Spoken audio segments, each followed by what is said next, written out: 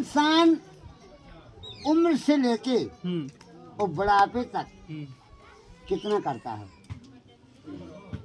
जोरत जोरत और पूरा नहीं हो पाता।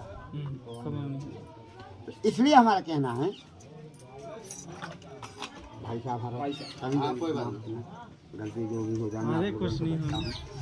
तो कहते हैं कि आत्माओं का हुआ खात्मा। भैया मेरे अगर गलती हो जाए तो मैं बच्चा हूँ आप लोगों का।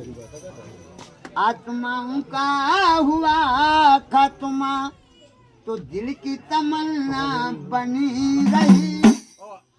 जब परदेसी हुआ रवाना तो सुंदर काया बनी रही।